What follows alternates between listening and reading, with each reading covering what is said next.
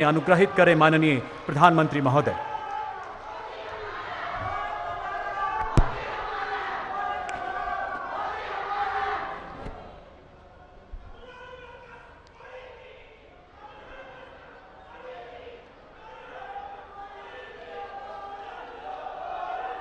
जय बद्री विशाल,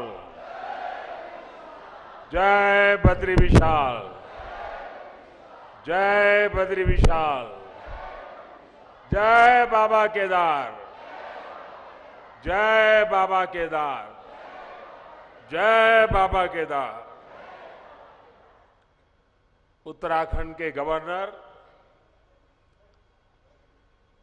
गुरमीत सिंह जी, यहां के लोकप्रिय मृदुभाषी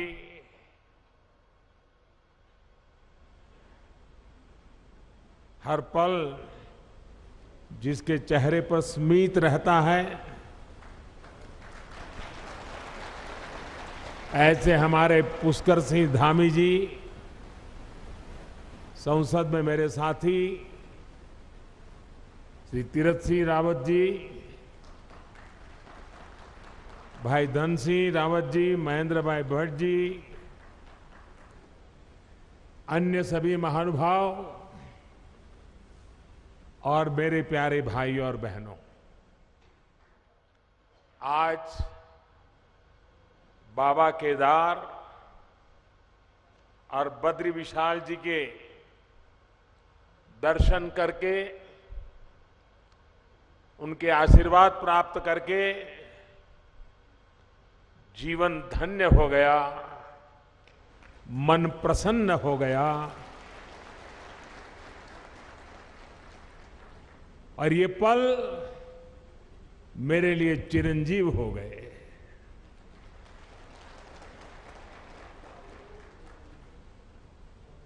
बाबा के सानिध्य में,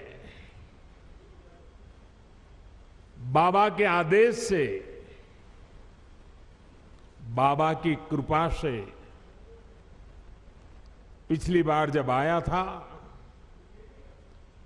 तो कुछ शब्द मेरे मुंह से निकले थे। वो शब्द मेरे नहीं थे। कैसे आए, क्यों आए, किसने दिए, पता नहीं है, लेकिन यूं ही मुंह से निकल गया था कि ये दशक उत्तराखंड का दशक होगा।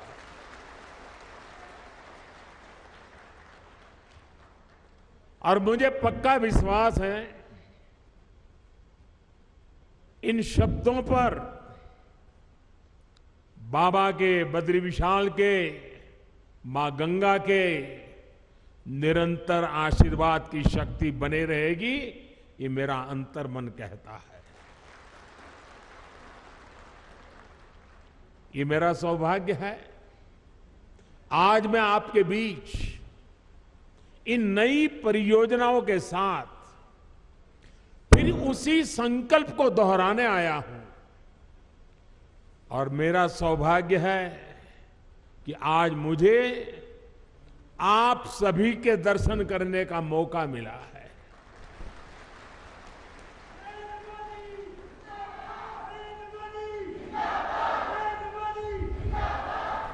माणा गांव भारत के अंतिम गांव के रूप में जाना जाता है, लेकिन जैसे हमारे मुख्यमंत्री जी ने इच्छा प्रकट की, अब तो मेरे लिए भी सीमा पर बसा हर गांव देश का पहला गांव ही है।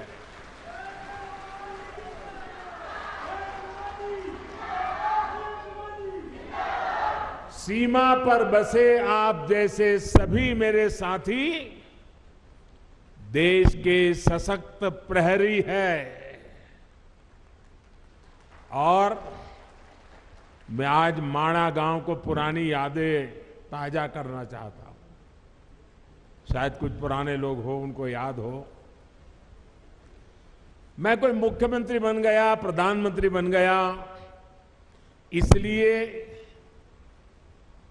सीमा के इस पहले प्रहरी गांव को याद कर रहा हूं ऐसा नहीं है। आज से 25 साल पहले जब मैं उत्तराखंड में भारतीय जनता पार्टी के एक कार्यकर्ता के रूप में काम करता था, न कोई मुझे ज्यादा जानता था, न मेरा उस प्रकार का कोई पब्लिक लाइफ था। मैं संगठन के लोगों के बीच में ही अपना जीवन गुजारता था, काम करता था। और उस समय माणा में मैंने उत्तराखंड भाजपा की कार्य समिति की मीटिंग बुलाई थी। तो मेरे उत्तराखंड के सारे कार्यकर्ता मेरे से बहुत उस समय नाराज थे, प्रश्न पूछते थे, साहब इतना दूर कितनी मेहनत से जाना पड़ेगा, कितना समय जाएगा। मैंने कहा भाई, जिस दिन उत्तराखंड बीजेपी के दिल में माणा का महत्व पक्का हो जाएगा ना, उत्तराखंड की जनता के दिल में भाजपा के लिए महत्व बन जाएगा। और उसी का परिणाम है माणा गांव की मिट्टी की ताकत है। ये माणा गांव के मेरे भाइयों बहनों का आदेश है, आशीर्वाद है कि आज लगातार आपके आशीर्वाद बने रहते हैं। और मैं तो उत्तराखंड में नई सरकार बनने के बाद सार्वजनिक कार्यक्रम में पहली बार बोल रहा हूं।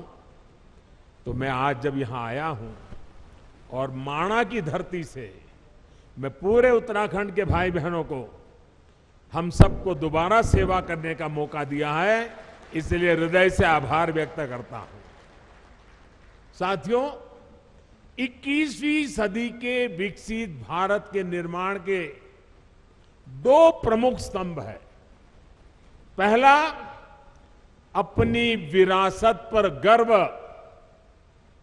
और दूसरा, विकास के लिए हर संभव प्रयास। आज उत्तराखंड इन दोनों ही स्तंभों को मजबूत कर रहा है। आज सुबह मैंने बाबा केदार की और बाद में बद्रीनाथ विशाल के चरणों में जाके प्रार्थना की, और साथ साथ, क्योंकि परमात्मा ने मुझे जो काम दिया है वो भी मुझे करना होता है, और मेरे लिए तो देश के 130 करोड़ की जनता वो भी परमात्मा का रूप है।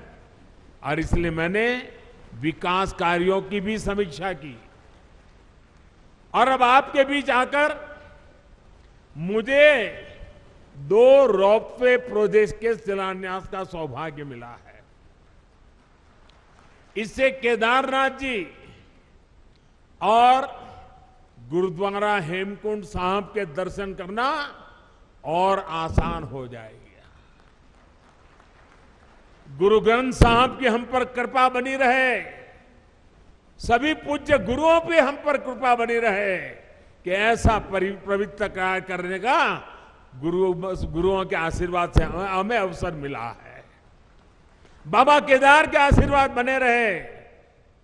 और आप कल्पना कर सकते हैं, ये रोपवे ने खंबे, तार, अंदर बैठने के लिए कार, इतना मात्र नहीं है। ये रोपवे तेज गति से आपको बाबा के पास ले जाएगा, इतना नहीं है। इसके होने से, इस पे काम करने वाले लोगों से आप कल्पना नहीं कर सकते हैं मेरे देश के 130 करोड़ देशवासियों के आशीर्वाद उन पर बरसने वाले हैं। हेमकुंड साहब पे दुनिया भर में गुरु ग्रंथ साहब की पवित्र पूजा करने वाले जितने भी मेरे भाई बहन हैं, आज हमें आशीर्वाद बरसाते होंगे कि आज हेमकुंड साहब तक का ये रोपवे बन रहा है। आप कल्पना नहीं कर सकते इसकी ताकत क्या है। आप देखना, आज यूके हो, जर्मनी हो, कनाडा हो, वहां पर उत्सव मनाया जाएगा, क्योंकि अब हेमकुंड साहब तक जाने का रोपवे बन जाएगा। और समय तो बचेगा, भक्ति में मन और ज्यादा लगेगा। विकास के इन सभी प्रोजेक्ट्स के लिए उत्तराखंड को और देश विदेश के हर आस्थावान श्रद्धालु को मैं आज बहुत बहुत बधाई देता हूं और गुरुओं की कृपा बनी रहे, बाबा केदार की कृपा बनी रहे, बद्री विशाल की कृपा बनी रहे, यही और हमारे सभी श्रमिक साथियों को भी शक्ति मिले ताकि वे भी पूरी ताकत से समय सीमा में इस काम को पूरा करें। और हम प्रार्थना करें, हर बार प्रार्थना करें, क्योंकि ये बहुत कठिन इलाका है, यहां काम करना कठिन होता है, हवाएं तेज चलती हैं और इतनी ऊंचाई पे जाके काम करना होता है। परमात्मा से प्रार्थना करें कि इस पूरे काम के दरमियान कोई एक्सीडेंट न हो जाए, किसी हमारे साथी का नुकसान न हो जाए, ये हम प्रार्थना करते रहे।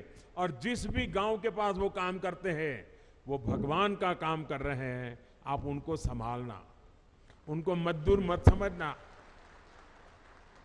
उनको मजदूर मत समझना, ये मत समझना कि उनको पैसे मिल रहे हैं काम कर रहे हैं, जी नहीं, वो परमात्मा की सेवा कर रहे हैं, वो आपके गांव के मेहमान हैं, कठिन काम करने वाले हैं, उनको जितना संभालोगे काम उतना तेजी से होगा। करोगे ना, इनको संभालोगे ना, अपने संतानों की तरह संभालोगे, अपने भाई बहन की तरह संभालोगे। साथियों, आज मैं बाबा केदार के धाम में गया था, तो वहां जो श्रमिक भाई बहन काम करते थे उनसे भी मुझे बातचीत करने का मौका मिला। जो इंजीनियर लोग हैं उनके भी साथ बात करने का मौका मिला, मुझे इतना अच्छा लगा।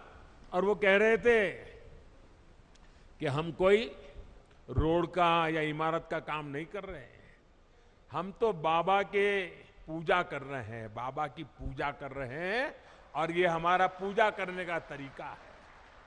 साथियों, देश की आजादी के 75 साल पूरे होने पर मैंने लाल किले से एक आह्वान किया है। ये आह्वान है गुलामी की मानसिकता से पूरी तरह मुक्ति का। आजादी के इतने वर्षों के बाद आखिरकार मुझे ये क्यों कहना पड़ा, क्या जरूरत पड़ी ये कहने की? ऐसा इसलिए क्योंकि हमारे देश को गुलामी की मानसिकता ने ऐसा जकड़ा हुआ है कि प्रगति का हर कार्य कुछ लोगों को अपराध की तरह लगता है। या तो गुलामी के तराजू से प्रगति के काम को तोला जाता है। इसलिए लंबे समय तक हमारे यहां अपने आस्था स्थलों के विकास को लेकर एक नफरत का भाव रहा। विदेशों में वहां की संस्कृति से जुड़े स्थानों की ये लोग तारीफ करते करते नहीं थकते, लेकिन भारत में इस प्रकार के काम को हेय दृष्टि से देखा जाता था। इसकी वजह एक ही थी, अपनी संस्कृति को लेकर हीन भावना, अपने आस्था स्थलों पर अविश्वास, अपनी विरासत से विद्वेष।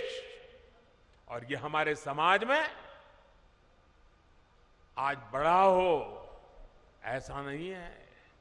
आजादी के बाद सोमनाथ मंदिर के निर्माण के समय क्या हुआ था वो हम सब जानते हैं।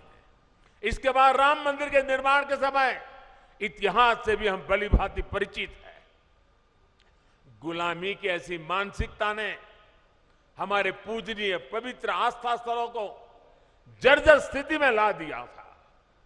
सैकड़ों वर्षों से मौसम की मार सहते आ रहे पत्थर, मंदिर स्थल, पूजा स्थल के जाने के मार्ग, वहां पर पानी की व्यवस्था हो तो उसकी तबाही, सब कुछ तबाह होकर के रख दिया गया था।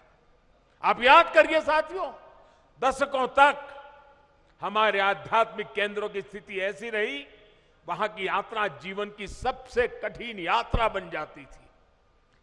जिसके प्रति कोटि कोटि लोगों की श्रद्धा हो, हजारों साल से श्रद्धा हो, जीवन का एक सपना हो कि उस धाम में जाकर के मत्था टेक के आएंगे, लेकिन सरकारें ऐसी रही कि अपने ही नागरिकों को वहां तक जाने की सुविधा करने का उनको जरूरी नहीं लगा। पता नहीं कौन सी गुलामी की मानसिकता ने उनको जकड़ के रखा था। यह अन्याय था कि नहीं था भाइयों? यह अन्याय था कि नहीं था? ये जवाब आपका नहीं है, ये जवाब 130 करोड़ देशवासियों का है।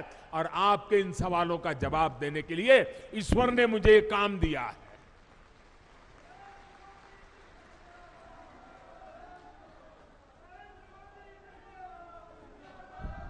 भाइयों बहनों, इस उपेक्षा में लाखों करोड़ों जन भावनाओं के अपमान का भाव छिपा था।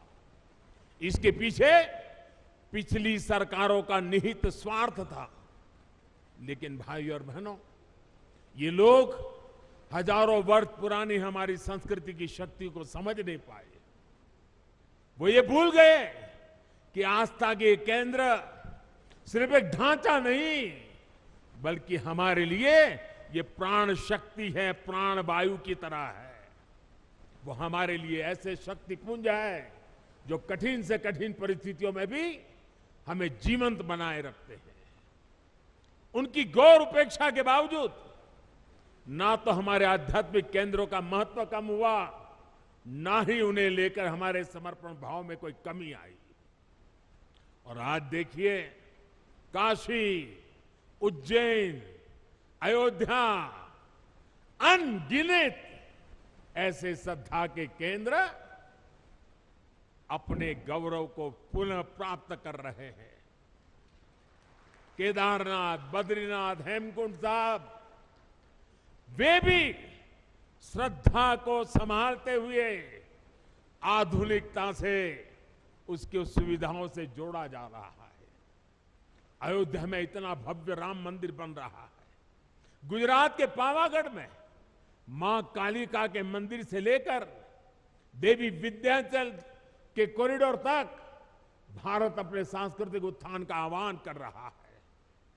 आस्था के इन केंद्रों तक पहुंचना अब हर श्रद्धालु के लिए सुगम और सरल हो रहा है।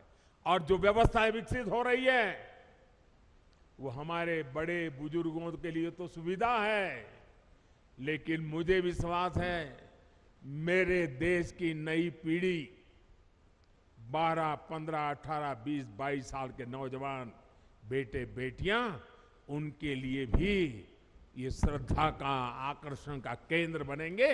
वो हमारी नीति होनी चाहिए।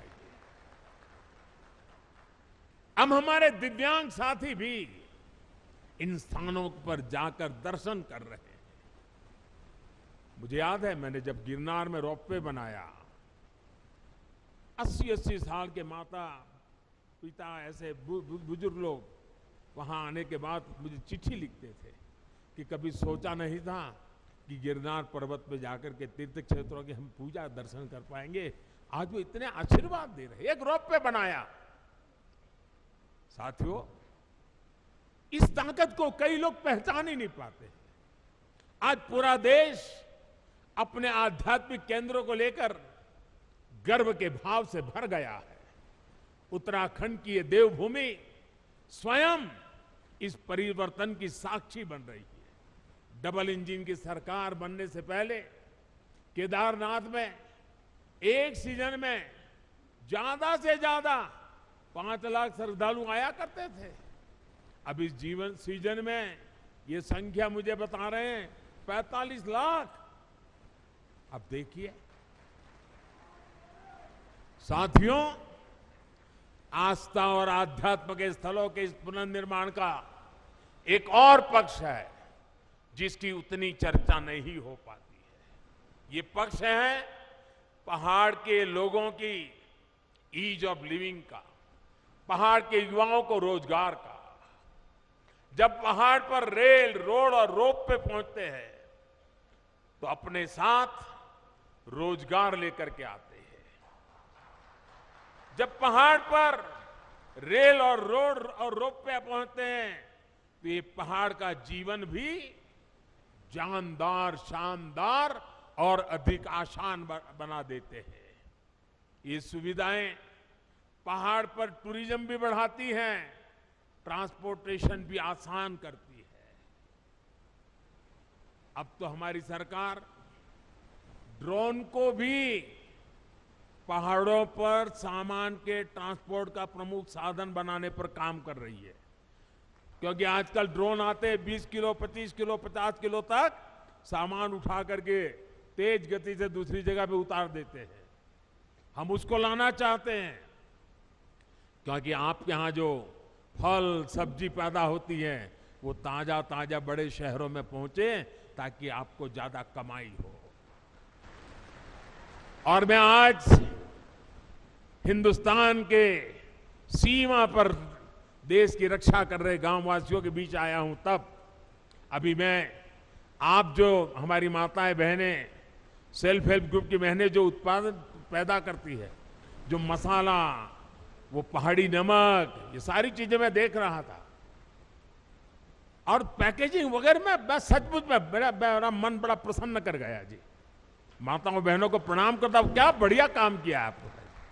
लेकिन मैं यहां से हिंदुस्तान भर से जो प्रवासी आते हैं, जो यात्री आते हैं, जो एडवेंचर के लिए आते हैं, जो श्रद्धा के लिए, किसी भी तरीके से क्यों ना आते हो, एक जीवन में व्रत बनाइए कि आप यात्रा में जितना खर्चा करते हैं, ट्रैवलिंग का खर्चा करते होंगे, खाने के पीछे खर्चा करते होंगे, बड़ी होटल में रहने के लिए खर्चा करते होंगे, आप मन में एक व्रत बनाइए। मैं सभी 130 करोड़ देशवासियों को हिंदुस्तान के उस गांव से बता रहा हूं जो चीन के सीमा पर, भारत का ये सीमा पर रखवाली करने वाले गांव के बीच से बोल रहा हूं। मैं उनकी तरफ से बोल रहा हूं, आप जहां भी जाएं यात्रा करने के लिए, इस कठिन क्षेत्र में आए या पुरी चले जाएं या कन्याकुमारी चले जाएं या सोमनाथ, कहीं पर भी जाए, एक संकल्प कीजिए। जैसे मैं वोकल फॉर लोकल की बात करता हूं ना, मैं आज एक और संकल्प के लिए प्रार्थना करता हूं और देशवासियों को प्रार्थना करना है तो मेरा हक बनता है जी। मैं आदेश तो नहीं दे सकता हूं, प्रार्थना तो कर सकता हूं। मैं प्रार्थना करता हूं, आप जितना खर्चा करते हैं तय कीजिए कम से कम 5% जो टोटल खर्चा आपका यात्रा का होगा उसमें 5%, अगर 100 रुपया खर्चा करते हो तो 5 रुपया उस इलाके में जो कुछ भी स्थानीय उत्पाद है, स्थानीय लोग जो बनाते हैं, आप उसको जरूर खरीदिए। आपके घर में है तो दूसरा लेके जाइए, किसी को भेंट दे दीजिए, लेकिन वहां से जरूर लेके जाइए। आपको मैं विश्वास दिलाता हूं भाइयों बहनों, इन सारे क्षेत्रों में इतनी रोजी रोटी मिल जाएगी। अभी मुझे माताएं बहनें कह रही थी कि इस बार यात्री इतने आए, मैंने कहा कितनी बिक्री हुई, तो जरा पहले तो शर्मा गए बताते बताते। मैंने कहा नहीं बताइए बताइए। फिर उन्होंने कहा 2.5 लाख रुपए का बिक गया इस बार। उनको इतना संतोष था। अगर सब यात्री, सभी प्रवासी जहां जाए वहां स्थानीय जो गरीब लोग पैदा करते हैं वैसी स्थानीय बनी हुई चीज 5% बजट ये जोड़ दीजिए, आप देखिए आपको जीवन में संतोष होगा। और घर में रखेंगे, बच्चों को बताएंगे कि देखिए हमने उस साल जब उत्तराखंड गए थे ना, ये तस्वीर तो तुझे अच्छी लगती है, उस तस्वीर के पीछे तो हमने 20 रुपया खर्च किया है, लेकिन ये जो छोटी चीज दिखती है ना, वहां की एक बूढ़ी मां बना रही थी, मैं उससे लेकर के आया था। आपको आनंद होगा, आपको संतोष होगा। इसलिए मैं आज यहां से पूरे देश को प्रार्थना कर रहा हूं, मेरे प्यारे भाइयों बहनों, पहाड़ के लोगों की पहली पहचान यही होती है कि वो बहुत मेहनती होते हैं। उन्हें उनके साहस, उनकी जुझारू प्रवृत्ति के लिए जाना जाता है। वो प्रकृति के प्रति शिकायत नहीं करते हैं, संकटों के बीच जीना सीख लेते हैं जी। लेकिन साहब, पहले की सरकारों के समय पहाड़ों के लोगों के सामर्थ्य को उनके खिलाफ ही इस्तेमाल किया गया। दशकों तक सरकारें ये सोचकर पहाड़ की उपेक्षा करती रही कि वो मेहनतकश लोग हैं, पहाड़ जैसा उनका हौसला है। अरे उनकी तो ताकत इतनी है, उनको तो कुछ जरूरत नहीं, चल जाएगा। ये उनकी ताकत के साथ अन्याय था। उनकी ताकत है इसका मतलब ये तो नहीं है कि उनको ऐसे ही रहने दिया जाए, उनको भी तो सुविधा चाहिए। मुश्किल हालतों में पहाड़ के लोगों को मदद मिलनी चाहिए। जब सुविधाएं पहुंचाने की बात हो, जब सरकारी योजनाओं का लाभ पहुंचाने की बात हो, तो पहाड़ के लोगों का नंबर सबसे बाद में आता था। इस सोच के साथ देश कैसे आगे बढ़ता? पहाड़ के लोगों के साथ हो रहे इस अन्याय को मुझे समाप्त करना ही था। इसलिए पहले जिस इलाकों को देश की सीमाओं का अंत मानकर नजरअंदाज किया जाता था, हमने वहां से समृद्धि का आरंभ मानकर काम शुरू किया है। पहले देश का आखिरी गांव जानकर जिसकी उपेक्षा की जाती थी, हमने वहां के लोगों को अपेक्षाओं पर फोकस पर करके काम करना शुरू किया है। पहले देश के विकास में जिनका योगदान को महत्व नहीं दिया गया, हमने उन्हीं को साथ लेकर प्रगति के महान लक्ष्यों की ओर बढ़ने का संकल्प किया है। हमने पहाड़ की उन चुनौतियों का हल निकालने की कोशिश की है जिससे जूझने में वहां के लोगों की बड़ी ऊर्जा व्यर्थ हो जाए, वो हमें मंजूर नहीं है। हमने हर गांव तक बिजली पहुंचाने का अभियान चलाया, जिसका बहुत बड़ा लाभ मेरे पहाड़ के भाई और बहनों को मिला। मुझे यहां गांव की सरपंच मां एक बहन से मिलना हुआ। मैं पूछ रहा था शौचालय बन गए? अरे बोले साहब बन गए। मैंने कहा पानी पहुंच रहा है? बोले पाइप लग रही है। इतनी चेहरे पर खुशी थी, अपने गांव में काम होने का आनंद था। उनके सरपंच महिला थी, बड़े गर्व से मुझे बता रही थी। हमने हर घर जल का अभियान चलाया, जिसकी वजह से आज उत्तराखंड के 65% से ज्यादा घरों में पाइप से पानी पहुंच चुका है। हमने हर पंचायत को ऑप्टिकल फाइबर से जोड़ने का अभियान चलाया, जिसकी वजह से उत्तराखंड के कोने कोने में आज डिजिटल कनेक्टिविटी पहुंच रही। मैं आज देख रहा था, इनके वे भी ऑनलाइन पैसे ले रहे थे, डिजिटल फिनटेक। मैं जरा हमारे पार्लियामेंट में कुछ बुद्धिमान लोग बैठते हैं, उनको बताना चाहता हूं कि मणा आई है, मणा। ये मेरे माणा में देखिए 8वीं कक्षा भरी हुई मेरी माँ बहने डिजिटल पेमेंट ले रही है। पेटीएम ऐसा लिखा हुआ है, क्यूआर कोड लगाया है अपने माल के सामने। ये ताकत मेरे देश की मुझे माणा गांव के लोगों के पास देख करके और गर्व हो रहा है। हमने गांवों में हेल्थ और वेलनेस सेंटर खोलने का अभियान चलाया, जिसकी वजह से आज गांव के पास चिकित्सा की सुविधा पहुंच रही है। इन अभियानों का बहुत बड़ा लाभ हमारी माताओं, बहनों, बेटियों को हुआ है। एक संवेदनशील सरकार, गरीबों का दुख दर्द समझने वाली सरकार कैसे काम करती है, ये आज देश के हर कोने में लोग अनुभव कर रहे हैं। कोरोना के इस काल में जब वैक्सीन लगवाने की बारी आई, अगर पहले की सरकारें होती तो शायद अभी तक वैक्सीन यहां तक ना आता, लेकिन ये मोदी है।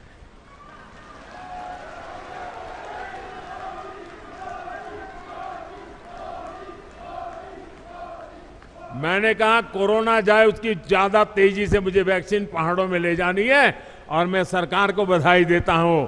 मेरे उत्तराखंड और मेरे हिमाचल 2 प्रदेशों ने सबसे पहले वैक्सीनेशन का काम पूरा कर दिया भाई। इस वैश्विक महामारी में लोगों को भूखमरी का शिकार ना होना पड़े, बच्चों को कुपोषण का शिकार ना होना पड़े, इसके लिए हमने प्रधानमंत्री गरीब कल्याण अन्न योजना शुरू की। इस योजना की वजह से उत्तराखंड के भी लाखों लोगों को मुफ्त अनाज मिला, और हमने पक्का किया किसी गरीब के घर में भी कोई दिन ऐसा नहीं होना चाहिए जब घर में चूल्हा न जला हो, रोटी न पकी हो, कोई बच्चा भूखा सोया हो। वो दिन मैं देखना नहीं चाहता था, और हम सफलतापूर्वक कर पाए भाइयों बहनों। कुछ समय पहले ही हमारी सरकार ने उस अवधि को और 3 महीना बढ़ा दिया है, ताकि इस त्योहारों के दिनों में हमारे गरीब परिवारों को दिक्कत न हो। डबल इंजन की सरकार के प्रयासों से अब उत्तराखंड में विकास कार्यों में फिर तेजी आ रही है। जो लोग घर से पलायन करके चले गए थे, अब अपने पुराने घरों में लौटने लगे हैं। होम स्टे गेस्ट हाउस, ढाबों, छोटी छोटी दुकानों में अब रौनक बढ़ने लगी है। इन सुविधाओं से उत्तराखंड में पर्यटन का हो रहा है विस्तार, यहां के विकास को भी गति देने वाला है। मुझे खुशी है कि डबल इंजन की सरकार यहां के युवाओं को होम स्टे की सुविधा बढ़ाने के लिए, युवाओं के स्किल डेवलपमेंट के लिए निरंतर आर्थिक मदद दे रही है।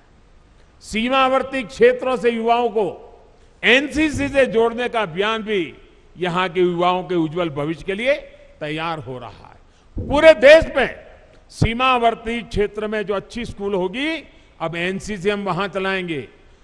अहमदाबाद, मुंबई, चेन्नई, वहां एनसीसी 75 साल चली, अब एनसीसी चलेगी इन गांवों में। मेरे गांव के बच्चों को मिलेगा लाभ।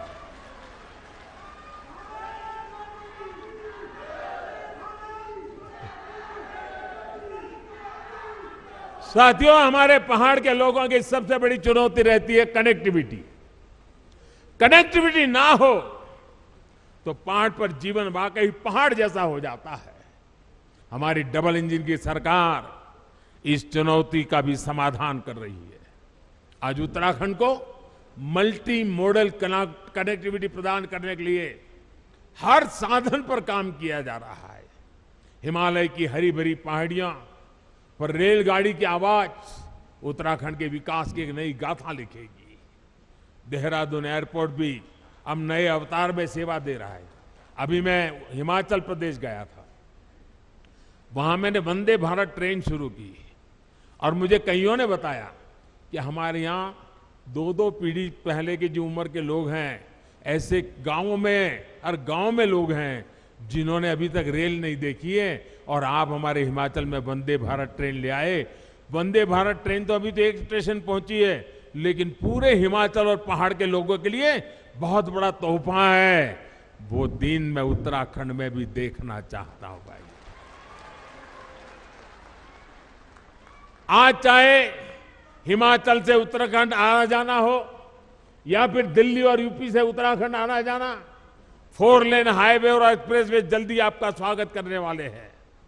4 धाम ऑल वेदर रोड उत्तराखंड के लोगों के साथ साथ पर्यटकों और श्रद्धालुओं को एक नया एहसास दे रहे हैं। अब हर कोई पर्यटक जो दूसरे राज्यों से उत्तराखंड आ रहा है, वो यहां से यात्रा का अद्भुत अनुभव लेकर जाता है।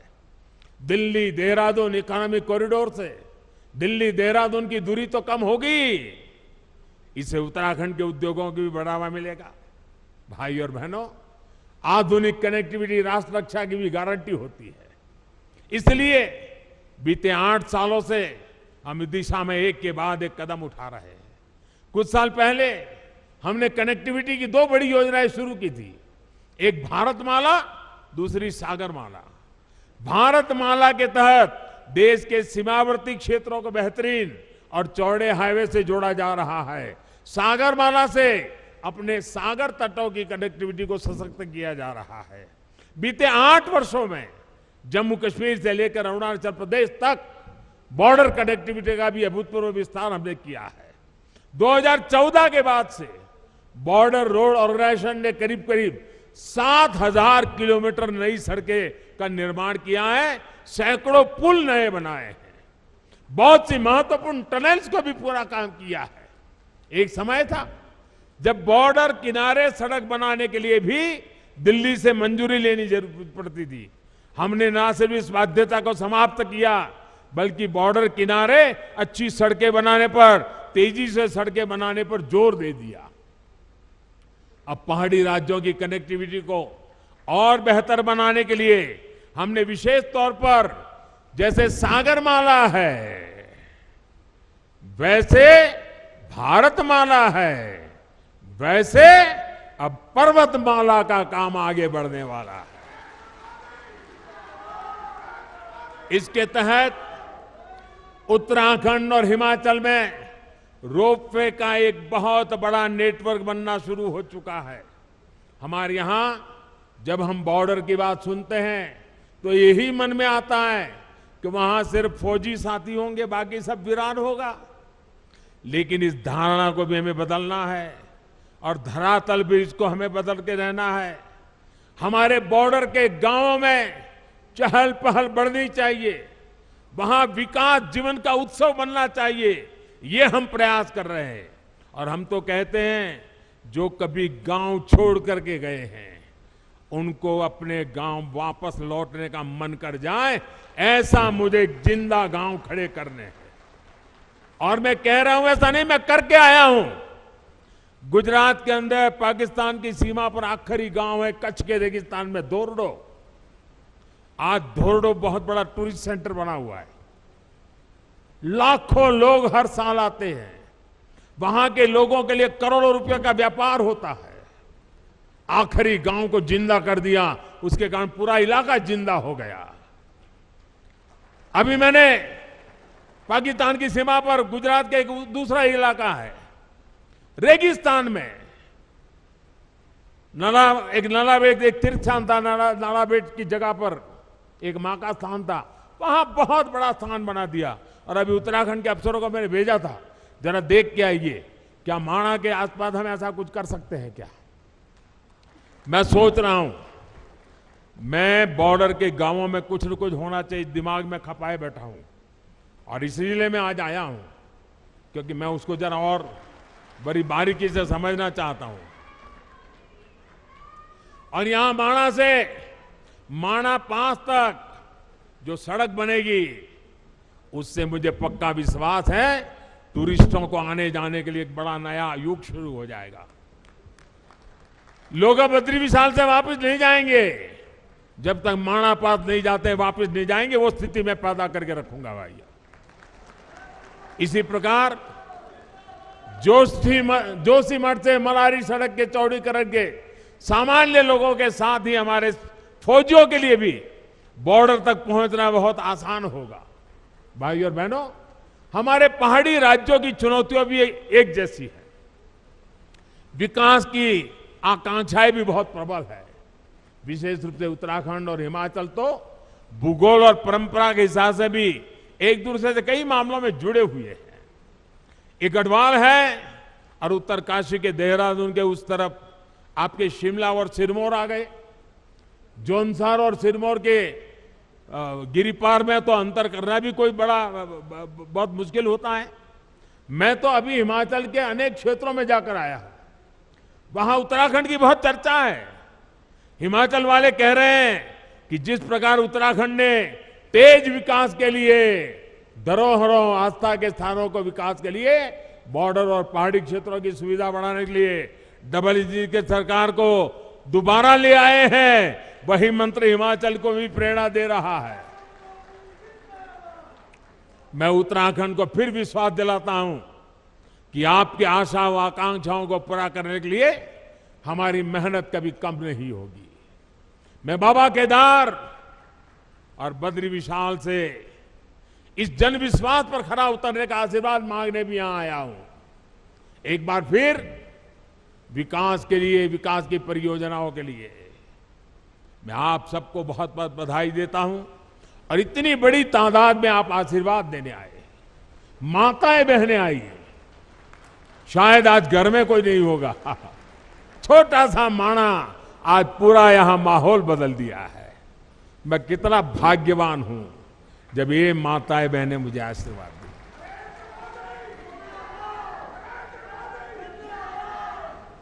आज सचमुच मेरा जीवन धन्य हो गया है। मैं दीपावली की आप सभी को अग्रिम शुभकामनाएं देता हूं, और मैं आपके उत्तम स्वास्थ्य के लिए, आपके बच्चों की उत्तम प्रगति के लिए बद्री विशाल के चरणों में प्रार्थना करते हुए मेरी वाणी को विराम देता हूं। मेरे साथ पूरी ताकत से बोलिए, भारत माता की, भारत माता की, भारत माता की जय बद्री विशाल, जय बद्री विशाल, जय बद्री विशाल, जय बाबा केदार, जय बाबा केदार, जय बाबा केदार।